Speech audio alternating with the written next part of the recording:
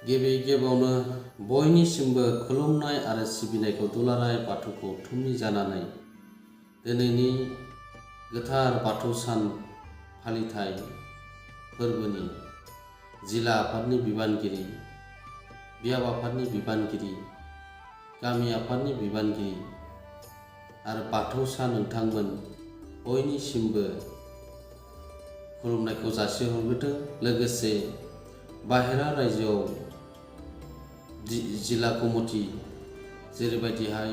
West Bengal, Delhi, Arunachal, Meghalaya,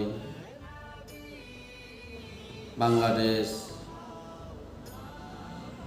फरायसालि फरायसालिमा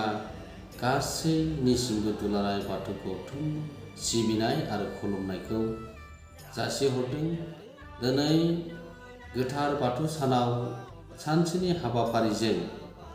बर'नि गुबै धोरोम बाथौ धोरोमखौ जाबायदिहाय फुंनि हाबाफारि बायदियै फिरफिला बिरहोनाय, गोथैसि बावनाय, थानसालियाव आर'ज खालामनाय, दौरि गोथारि आसारि बर' समाजनि थाखाय गोजोन आरो खौसेथिनि थाखाय दिनै आफा बोराइ बाथौनि सेराव आर'ज गाबनानै जों सुबुं माहारिनि गेजेराव जाहाथे खौसेथि,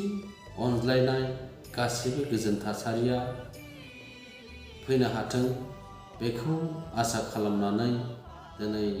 आर'ज खालामनायजों लोगोसे बाथौ धोरोमखौ मुलुगाव गोसारहोनायजों लोगोसे खौसेथि, गोथारथि, गोजोनथि गासैखौबो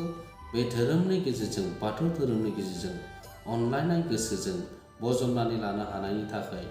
बोराइ बाथौनि सेराव आखाइ खबजबनानै आर'ज खालामो। आरो बेखौनो जों दिनै बर' माहारिनि गेजेराव बाथौ धोरोमजोंनो जों बर' हारिखौ खौसेथि, गोजोनथिखौ जों लाखिनो आरो बजबनानै लाखिनो थाखाय बोराइ बाथौनि सेराव दिनै गोथार बाथौ सानजों दिनैनि सानसेनि हाबाफारिजों बे हाबाफारिखौ लानाय जादों। आरो बेनिखायनो जिल्ला आफादनि बिबानगिरिजों लोगोसे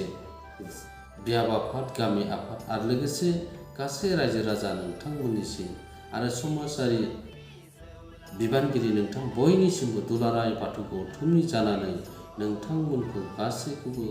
जाहाथे गोजोन आरो खौसेथिखौ लाबोनो हायो बोराइ बाथौनि सेराव आर'ज गाबनानै बयनिसिमबो सिबिनाय आरो खुलुमनाय गासैखौबो जाहाथे गोजोन आरो खौसेथिखौ